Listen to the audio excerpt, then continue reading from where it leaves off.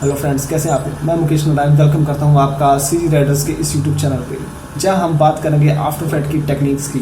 अगर आप भी अपने वीडियोस को बनाना चाहते हैं बहुत ही यूनिक और छाना चाहते हैं सोशल मीडियाज़ के प्लेटफॉर्म पे, तो इस वीडियो को शुरू से लेकर एंड तक जरूर देखिएगा, बिकॉज इस वीडियो में मैंने आफ्टर इफेक्ट के वो सारे बेसिक्स को बहुत ही ईजी फंडामेंटल्स के थ्रू क्लियर किया हुआ है।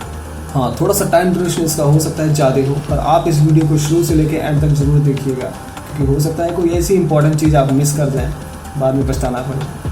तो चलिए शुरू करते हैं हम आफ्टर बेसिक्स का पहला ये वीडियो। Let's go. चलिए, ये मेरा आफ्टर इफेक्ट ओपन हो रहा है और ये ओपन हो गया। ओपन होते देखिए ये मेरे सामने आफ्टर इफेक्ट का यूज़र इंटरफेस आ चुका है। इस यूज़र इंटरफेस को आपको समझना बहुत ही ज़रूरी है। अगर आप बिगनर हैं तो आपके लिए मस्ट है, क्योंकि इस यूज़र इंटरफेस को समझे बिना आप कुछ भी नहीं कर सकते, क्योंकि आपको पता होना चाहिए कहाँ पे कौन सी चीज़ है और उसका क्या वर्किंग है। तो इसीलिए चलिए सबसे पहले हम इसके यूज़र इंटरफेस को समझते हैं। जैसे देख रहे हैं सबसे ऊपर ये file, edit, composition, layer effect, मेनू बार है, जो सब सॉफ्टवेयर में उस सॉफ्टवेयर के अकॉर्डिंग डिफरेंट होते हैं। उसके नीचे जैसे ही आते हैं ये देखिए यहाँ पे है प्रोजेक्ट। ये प्रोजेक्ट पैनल है। कुछ भी हमें इंपोर्ट करना है, चाहे वो इमेज फॉर्म में है, चाहे वो टेक्स्ट फॉर्म में, चाहे वो वीडियो या म्यूजिक।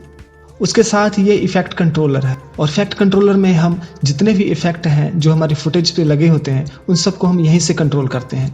अभी आपको यहाँ कुछ नहीं शो होगा क्योंकि अभी ब्लैंक है पूरा प्रोजेक्ट मेरा। तो चलिए हम वापस से प्रोजेक्ट में आ गए। ठीक है, उसके नीचे ये जो स्पेस है, ये वाला जो देख रहे हैं आप, ये ब्लू कलर की बाउंड्री सेलेक्ट करती आगे हुई है, ये स्पेस को हम बोलते हैं टाइमलाइन। जितना भी फुटेज और जितनी भी वीडियोस, ऑडियोस जिन पे मुझे काम करना है वो सब को मुझे यहाँ पे ड्रैग करना पड़ता है उन पे वर्किंग करने के लिए। ये इसके बाद ये जो बड़ा स्पेस नज़र आ रहा है इसको हम बोलते हैं आउटपुट पैनल। जो भी हम काम टाइमलाइन पे करेंगे वो सारा हमें यहीं पे उसका रिजल्ट शो होगा। उसके साथ ये है इफेक्ट प्रीसेट्स। तो यहाँ पे हम देख रहे हैं कितना ही कुछ है, animation, 3D channel, audio, blur channel, lot of चीज़ें। ये सारे इफेक्ट से भरे पड़े हैं। मैं धीरे धीरे इन सब चीज़ों के बारे में बताऊंगा। फिलहाल आपको बता रहा हूँ कहाँ पे कौन सी चीज़ है, आपको पता होनी बहुत ही ज़रूरी है। इसको मैं थोड़ा सा माउस को ड्रैग कर रहा हूँ तो ये देखिए आगे मुझे नज़र आ रहा है लाइब्रेरी। ठीक है, ये मेरा करैक्टर में हम क्या करते हैं, जितने भी टेक्स्ट से रिलेटेड हमें अपने जो फंक्शंस होते हैं वो यहाँ पे मुझे दिखाई दे रहे हैं। जैसे आप नॉर्मल अगर कोई सॉफ्टवेयर यूज़ कर रहे होंगे, अगर आपने पहले किया हुआ है, चाहे प्रीमियर है, चाहे फोटोशॉप है, उसमें भी आपने देखा होगा जो टेक्स्ट से रिलेटेड जो भी आपको फीचर्स प्रोवाइड होते हैं, चाहे साइज़ बड़ा करना है टेक्स्ट का, या उसको बोल्ड करना है, या उसका स्टाइल चेंज करना है, तो वो सब मुझे यहाँ पे करैक्टर में मिलता है। और उसके साथ ही मैं इसको भी थोड़ा इधर करके दिखा देता हूँ। ठीक है, अब टेक्स्ट से रिलेटेड जैसे उसको सेंटर अलाइन करना है या लेफ्ट अलाइन करना है, वो सब आप यहाँ से कर सकते हैं। मैं सब कुछ करके दिखाऊंगा, फिलहाल आपको मैं बस बता रहा हूँ कहाँ पे क्या चीज़ है। ठीक है, तो ये मैं दोबारा बता देता हूँ। ये मेरा प्रोजेक्ट पैनल है, ये मेरा इफेक्ट कंट्रोल पैनल है साथ में ही, और ये मेरी टाइमलाइन है, ये मेरा आउटपुट पैनल है, और ये मेरा इफेक्ट पैनल है। तो चलिए शुरू करते हैं हम अपना पहला प्रोजेक्ट। फर्स्ट प्रोजेक्ट शुरू करने के लिए हमें कंपोजिशन पे जाना होगा। कंपोजिशन पे जाते ही ये देखिए मेरे सामने वो मुझे न्यू कंपोजिशन के ऑप्शन दिखा रहा है। तो कुछ नहीं, मुझे सिंपल इस पर क्लिक करना है, और क्लिक करते ही ये देखिए ये मेरे सामने डायलॉग बॉक्स ओपन हो चुका है, जिसमें कंपोजिशन की पूरी सेटिंग दी हुई है। आप अपने अकॉर्डिंगली उसको चेंजेस कर सकते हैं। जैसे देखिए यहाँ पे अभी कंपोजिशन का नेम है, मैं फिलहाल फर्स्ट प्रोजेक्ट इसका नेम कर देता हूँ। और उसके बाद जब मैं नीचे आ रहा हूँ, नीचे बेसिक, एडवांस और 3D रेंडर है। तो मुझे एडवांस और 3D रेंडर को अभी फ़िलहाल कुछ नहीं करना है, मुझे जस्ट बेसिक्स पे आना है। और बेसिक में उसके नीचे देखिए ये है प्रीसेट, और उसके नीचे विड्थ, हाइट दी हुई है। एक्चुअली में ये वो साइज़ है जब हम बात करते हैं कि आपकी वीडियो फुल HD है या 4K है या कौन सी वीडियो है, तो उसका साइज़ हम यहीं से सेट करते हैं। अगर आपको अपनी वीडियो का साइज़ जो आप बना रहे हैं उसको 4K रखना है या HD रखना है, तो उसकी सारी सेटिंग हमें यहीं से पहले ही कर लेनी होती है। यहाँ पे देखिए ये सारे ही प्रीसेट्स बहुत ही ईजिली अवेलेबल हैं। आपको चाहे 4K में काम करना है, चाहे 2K में काम करना है, या जिस भी फॉर्मेट में जिस साइज़ में काम करना है, आप यहाँ से सिंपल उस प्रीसेट को चूज़ करेंगे और वो साइज़ ऑटोमेटिकली आपका वहाँ पे अपडेट हो जाएगा। अब उसके नीचे ये जो पिक्सल एस्पेक्ट रेशियो है, इसको हमें हमेशा स्क्वायर पिक्सल ही रखना होता है। उसके नीचे ये देखिए ये फ्रेम रेट है, जो हमेशा हमें 25 ही रखना होता है। मैं जैसे इस पर क्लिक करता हूँ नीचे देखिए और भी बहुत सारे हैं, जैसे 30 फ्रेम 60 फ्रेम, पर हमें नॉर्मली 25 फ्रेम पे ही काम करना होता है। उसके नीचे ये रेजोल्यूशन जो कि फुल ही रखना है हमें। उसके बाद ये स्टार्ट टाइम कोड और ड्यूरेशन है। ड्यूरेशन आपकी बताता है कि आपकी टाइमलाइन जो है आपकी वीडियो की वो कितने सेकंड की या कितने मिनट की है। और उसके नीचे ये देखिए ये बैकग्राउंड कलर ब्लैक है, यानी कि जब मेरी कॉम्पोजिशन स्टार्ट होगी तो उसका बैकग्राउंड का कलर क्या होगा वो हम यहाँ से सिलेक्ट कर सकते हैं। फिलहाल मुझे फुल एचडी पे काम करना है जिसका साइज 1920 और 1080 है, तो मैंने ये इसको सिलेक्ट कर लिया।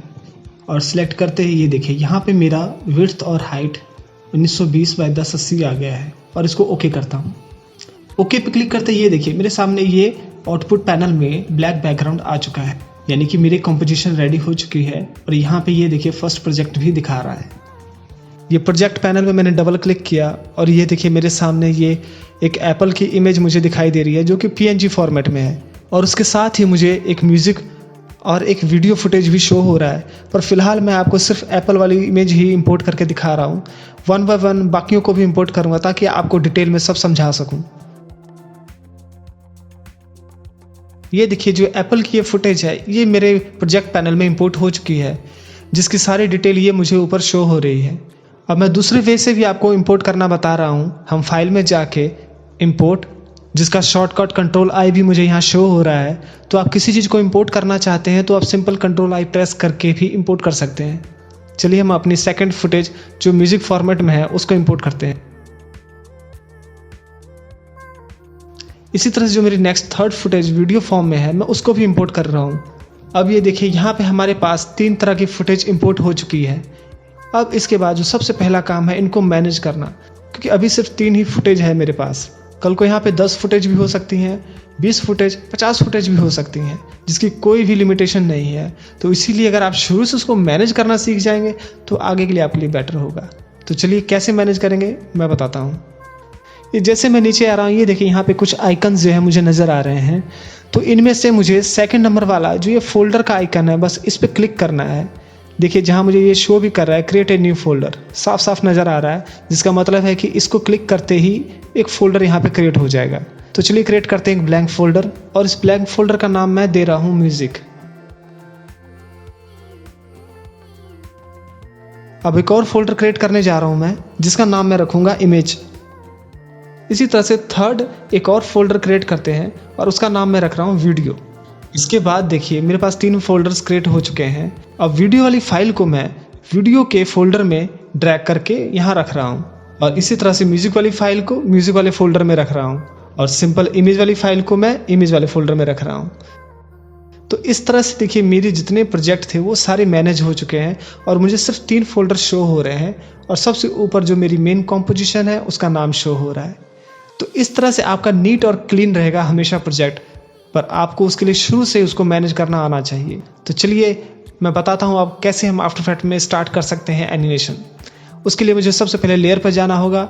लेयर पे जाते ही ये देखिए ये मुझे न्यू की ऑप्शन दे रहा है, तो मैं न्यू पे जाऊँगा और न्यू पे जाते ही ये मेरे सामने बहुत सारे ऑप्शंस आ गए हैं, जिसमें मुझे टेक्स्ट, सॉलिड, लाइट, कैमरा, नल, शेप, एडजस्टमेंट और भी बहुत सारा कुछ नज़र आ रहा है। तो फिलहाल जो मुझे चाहिए एक सॉलिड लेयर चाहिए, तो मैं इसीलिए सॉलिड पे क्लिक करने जा रहा हूँ। क्लिक करते ही ये देखिए मेरे सामने ये डायलॉग बॉक्स अपीयर हो चुका है। तो अगर आप इस कलर को चेंज करना चाहते हैं तो बहुत ही ईजी है, सिंपल आपको यहाँ पे क्लिक करना है और यहाँ से नॉर्मली आप जो भी कलर चाहते हैं वो आप पिक कर सकते हैं। मुझे येलो चाहिए था तो मैंने इसलिए येलो को सिलेक्ट किया और ओके करता हूँ। ओके करते ये देखिए ये मेरे टाइमलाइन पे ऐड हो चुका है और मेरे आउटपुट पैनल में मुझे येलो कलर शो हो रहा है। चलिए इसके बाद अब कुछ चीज़ें ऐड करेंगे एनिमेशन करने के लिए। तो चलिए जिस इमेज पे मुझे वर्क करना है और जिसको मुझे एनिमेट करना है, सबसे पहले उसे ड्रैग करके मैं टाइमलाइन पे रखने जा रहा हूँ। ये मैं गया प्रोजेक्ट पैनल में और मैंने ये एप्पल वाली इमेज को ये सिलेक्ट किया और इसको ड्रैग करके मैं अपने टाइमलाइन पे ये रख दिया मैंने। ये देखिए टाइमलाइन पे रखते ये मेरे आउटपुट पैनल में एप्पल वाली इमेज शो हो रही है, पर इसका साइज बहुत ही ज़्यादा बड़ा शो हो रहा है। तो चलिए इसको हम सबसे पहले सेट करते हैं और मैं बताता हूँ ये ऑप्शन कहाँ से निकलती है। और टाइमलाइन पे मैं ये देखिए एप्पल वाली लेयर के सामने यहाँ पे देखिए ये एक ट्रायंगल आइकन शो हो रहा है। इस आइकन का मतलब है ऑप्शंस, यानी कि इस पर क्लिक करते ही आपको ऑप्शंस नज़र आने शुरू हो जाएंगे। अब जैसे मैंने इस पर क्लिक किया ये देखिए मुझे यहाँ ट्रांसफॉर्म शो हो रहा है। ट्रांसफॉर्म के आगे भी देखिए एक और ट्रायंगल का आइकन है, यानी कि ऑप्शंस का आइकन है। तो जैसे मैंने इस पर क्लिक करूँगा, ये देखिए मेरे सामने कितने ही ऑप्शंस आ चुके हैं, जिसमें कि सबसे ऊपर मुझे नज़र आ रहा है anchor point, position, scale, rotation, opacity. ये बहुत ही इंपॉर्टेंट है ये वाले ऑप्शंस। और ये जो मेरा माउस आप देख रहे हैं, ये जो सेंटर में मैं लेके गया हूँ, ये जो आपको आइकन नज़र आ रहा है, इसको हम बोलते हैं सेंटर पॉइंट। इसको पाइवट भी बोलते हैं, आप इसको सेंटर पॉइंट भी बोल सकते हैं। ये हमेशा आपके जो भी फुटेज है जिसको आप एनिमेट करना चाहते हैं उसके बिल्कुल सेंटर में होना चाहिए, क्योंकि ये जहाँ पे होगा आपकी एनिमेशन का सेंटर वही बनेगा। तो चलिए आगे हम बढ़ते हैं। और ये पोजीशन है, देखिए पोजीशन की वैल्यू को मैं जैसे मैंने इधर किया, ये मेरा एप्पल इधर हो गया है। उसके बाद नीचे स्केल है। अब स्केल को जैसे मैं वैल्यू कम करता हूँ, ये देखिए, तो ये देखिए एप्पल का साइज़ छोटा हो गया है। तो आप समझ गए होंगे, यहाँ से आप किसी भी चीज़ को मूव कर सकते हैं और किसी भी ऑब्जेक्ट के साइज को छोटा या बड़ा कर सकते हैं। अब उसके नीचे ये रोटेशन है, जैसे उसके नाम से डिफाइन हो रहा है कि रोटेट करेगा ये किसी भी ऑब्जेक्ट को। बिल्कुल सही समझ रहे हैं आप। ये और जैसे मैं इसकी वैल्यू को बढ़ा रहा हूँ, वैसे ही ये रोटेशन होना शुरू हो चुका है। आपको किसी भी ऑब्जेक्ट में जितनी रोटेशन चाहिए वो सब आप यहाँ से कंट्रोल कर सकते हैं। अब उसके नीचे आते हैं, ये है ओपेसिटी। जो बिल्कुल नए हैं, जिन्होंने आफ्टर इफेक्ट का भी यूज़ नहीं किया या फोटोशॉप यूज़ नहीं किया, उनके लिए ओपेसिटी वर्ड नया होगा। ओपेसिटी का मतलब यहाँ पे होता है कि कोई भी ऑब्जेक्ट आप कितना दिखाना चाहते हैं। देखिए अगर इसको मैं बिल्कुल 0 कर दूंगा तो बिल्कुल ही हाइड हो गया, और 100 रखता हूँ तो ये मुझे शो हो रहा है। तो चलिए एप्पल मेरा स्केल हो चुका है। अब इसको मैं एक पोजीशन इसकी सेट कर रहा हूँ ताकि मैं इसको ईजिली एनिमेट कर सकूँ। तो पोजीशन से मैं देखिए इसको मैं सेट करके मैंने सेंटर में ले आया हूँ। अब इसको मैं थोड़ा सा ऊपर कर रहा हूँ क्योंकि मुझे ऊपर से नीचे आते हुए दिखाना है इसको। तो सबसे पहले हम अपना फर्स्ट फ्रेम पे ऊपर लेके जा रहा हूँ, और ये मेरे फ्रेम से बाहर हो चुका है ये। अब यहाँ पे ये जो चीज़ है ये बहुत ही इम्पॉर्टेंट है, इसको आप ध्यान से समझिएगा। पोजीशन, स्केल, रोटेशन, देखिए उसके आगे एक क्लॉक टाइप कुछ आपको नज़र आ रहा होगा। किसी भी ऑब्जेक्ट या किसी भी शेप पे कोई भी एनिमेशन करना चाहते हैं, आप इन्हीं क्लॉक के द्वारा एनिमेशन कर सकते हैं उस पर। तो चलिए सबसे पहले मैं दिखाता हूँ। जैसे मैंने इस पर क्लिक किया, क्लिक करते ही ये देखिए टाइमलाइन पे मेरे एक की ऐड हो चुकी है। अब जैसे जैसे जहाँ जहाँ मुझे जो भी एनिमेशन चाहिए यहाँ पे वो ऑटोमेटिकली होता जाएगा, पर वो तभी होगा जब मेरा ये एक्टिव होगा, और एक्टिव करने के लिए इसको यहाँ पे क्लिक करना ज़रूरी होता है। और उसके बाद मैं अपने देखिए टाइमलाइन को मूव कर रहा हूँ, पर अभी भी कुछ भी नहीं हो रहा है। क्यों? क्योंकि अभी जस्ट एक की लगाई हुई है, वो भी उस पोजीशन पे जब मेरा एप्पल ऊपर में है। अब मुझे इसको ऊपर से नीचे लाना है, तो उसके लिए सबसे पहले मुझे ये ध्यान में रखना है, ये जो मेरी टाइमलाइन है यहाँ पे आप देख रहे होंगे 1s, 2s, 3s नज़र आ रहा है। इसका मतलब है ये आपको सेकंड्स बता रहा है कि आपके टाइमलाइन पे ये जो है ये 2 सेकंड की टाइमिंग है या 3 सेकंड की टाइमिंग है। तो कोई भी ऑब्जेक्ट है, कोई भी शेप है, ये आपको आपके विजुअलाइज पे डिपेंड करता है कि आपको कितने टाइम में कोई भी चीज़ अपने फ्रेम के अंदर चाहिए या बाहर चाहिए। तो मैं क्या करूँगा, पोजीशन पे जाऊँगा और जाके पोजीशन पे जो ये y-x की वैल्यू है इसको मैं ये देखिए मैं ये बढ़ा रहा हूँ, और ये देखिए जैसे मैंने उसकी वैल्यू को जैसे ही बढ़ाया उसके साथ ही यहाँ की भी मेरी ऑटोमेटिकली ऐड हो चुकी है। तो एक बार सिर्फ आपको ऑन करना होता है कोई भी पोजीशन, स्केल या रोटेशन जिस पे भी आपने की लगाना है। फर्स्ट आपको एक बार उसे एक्टिव करना होता है, उसके बाद जो भी वैल्यू आप यहाँ पे उसको देंगे उसके अकॉर्डिंग वो की अपने आप लगती जाएगी। तो जैसे मैं इसको मूव कर रहा हूँ, देखिए ये मेरा एप्पल जो है फ्रेम के अंदर आ गया है। अब मैं आपको एक बार ये प्ले करके दिखाता हूँ हो क्या रहा है। प्ले करने के लिए आप अपने कीबोर्ड का स्पेस बार प्रेस कर सकते हैं, या इसके अलावा 0 का बटन जो है आप वो भी प्रेस कर सकते हैं। अब ये नीचे तो आ गया, अब मुझे है कि थोड़ा ऊपर से आते हुए ये थोड़ा रोटेट भी हो। तो उसके लिए मैं क्या करूँगा, सबसे पहले देखिए ये मैंने रोटेशन पे 0 पे की लगाया ऊपर में ही, जब वो ऊपर में है। अब जब वो मेरा फ्रेम में आ गया है, जिस टाइम पे फ्रेम पे आया उसी टाइम पे मैं उसे हल्का सा रोटेट भी कर रहा हूँ। रोटेशन तो हो गया, पर अब मुझे है कि ये मेरे फ्रेम से बाहर भी चल जाए, ऐसे ही ऊपर से आए और मेरे फ्रेम से बाहर चल जाए। ठीक है, तो ये मैं इसकी पोजीशन पे जा रहा हूँ और इसको मैं फ्रेम से बाहर कर दिया हूँ। और चलिए अब चेक करते हैं अपनी एनिमेशंस को। पर अभी यहाँ पे देखने वाली बात है, इसकी स्पीड बहुत ही ज़्यादा है। ये जो अगर आपको स्पीड ज़्यादा लग रही है तो यहाँ पे एक मैं आपको फार्मूला आप समझ लीजिए या ये रूल समझ लीजिए टाइमिंग एंड स्पेसिंग का। अब मान लीजिए मेरे कीज़ की जितनी ज़्यादा डिस्टेंस होगी मेरे ऑब्जेक्ट की एनिमेशन उतनी स्लो होगी। तो उस डिस्टेंस को कैसे बनाना है वो चलिए मैं बताता हूँ आपको और उसका रिजल्ट भी दिखाता हूँ। तो अब मैं क्या कर रहा हूँ, इसकी पोजीशन वाली जो की है उसको थोड़ा सा मैं आगे कर रहा हूँ, यानी कि उसकी स्पेसिंग को मैं बढ़ा रहा हूँ। और जैसे मैं इसकी स्पेसिंग को थोड़ा बढ़ाऊंगा तो ये देखेगा स्पीड भी इसकी स्लो हो जाएगी। तो यानी आपकी एनिमेशन की जितनी ज़्यादा स्पेसिंग होगी आपके ऑब्जेक्ट की एनिमेशन उतनी स्लो होगी। तो यहाँ से आप अपने ऑब्जेक्ट की एनिमेशन की जो स्पीड है उसको कंट्रोल कर सकते हैं। ये देखिए ये रिजल्ट आपके सामने है, आप देख रहे हैं पहले कितने स्पीड से जा रहा था और कितना अब ये स्मूथली और स्लोली जा रहा है। ये इसका वर्क एरिया होता है, इसको मैं थोड़ा पास कर लेता हूँ जितने तक में मेरी एनिमेशन हो रही है। और मुझे एक म्यूज़िक भी चाहिए पीछे, तो ये सिंपल देखिए मेरे म्यूज़िक वाले फोल्डर में ये म्यूज़िक जो है इसको मैं जस्ट ड्रैग करके टाइमलाइन पे रख रहा हूँ और यहाँ पे ऑडियो के ऑप्शन पे मैं क्लिक करता हूँ तो ये देखिए ये इसका वेव मुझे नज़र आ रहा है। आप अपने अकॉर्डिंग अपने म्यूज़िक को एडजस्ट भी कर सकते हैं, यहाँ पे कितना रखना है कितना घटाना है। अब इसके बाद कुछ और एनिमेशंस मुझे इसमें ऐड करना है। मैं सोच रहा हूँ क्यों ना टेक्स्ट भी इसमें थोड़ा सा ऐड करके दिखाऊँ आपको। अब चलिए अब इसमें मैं आपको एक टेक्स्ट भी ऐड करके दिखाता हूँ। वो कहाँ से हम ऐड करेंगे, तो सिंपल हम लेयर में जाएंगे, लेयर में जाके मैं न्यू पे क्लिक करके ये टेक्स्ट पे क्लिक करता हूँ और ये देखिए आ चुका है मेरा टेक्स्ट का लेयर यहाँ पे। अब इसमें सिंपल मुझे एप्पल लिखना है और मैं ये टाइप कर रहा हूँ और टाइप करने के बाद यहाँ पैराग्राफ में देख रहे हैं आप, मैं इसको सेंटर अलाइन कर देता हूँ ताकि मेरे वो बिल्कुल स्क्रीन के सेंटर में हो। ठीक है, ये देखिए सेंटर में आ चुका है। और इसका जो साइज है और इसका जो स्टाइल है उसको थोड़ा सा चेंज करते हैं। ये फ़ॉन्ट कुछ मुझे बेटर लग रहा है, तो आप भी यहाँ से जो भी टेक्स्ट में चेंजेस करना चाहते हैं आप इजीली यहाँ से कर सकते हैं। तो चलिए थोड़ा सा कलर को भी चेंज करते हैं। तो सिंपल मैं गया, ये देखिए ये मैं कलर चेंज कर रहा हूँ। हाँ अब ठीक है। अब ये देखिए ये टेक्स्ट उस एप्पल के ऊपर आ रहा है, उस टेक्स्ट वाली लेयर को उसके नीचे कर देना है ड्रैग करके और ये टेक्स्ट उसके नीचे चला गया है। अब उसके बाद मैं चाहता हूँ कि जब एप्पल ऊपर से नीचे आ रहा है तो पहले टेक्स्ट नज़र ना आए, एप्पल एग्जैक्ट वहाँ से जब मूव हो उसके बाद मेरा टेक्स्ट अपीयर हो और उससे पहले अपीयर ना हो। तो उसके लिए मुझे करना क्या है, सिंपल वो टाइमिंग जहाँ पे वो एप्पल एग्जैक्ट उसको कवर कर रहा है वहाँ पे मैं अपनी ओपेसिटी जो है टेक्स्ट की वो मैं बिल्कुल ज़ीरो कर दूंगा ताकि वहाँ पे मेरा टेक्स्ट नज़र ना आए। ये देखिए अब वो एप्पल वाला जो टेक्स्ट है वो मुझे शो नहीं हो रहा है।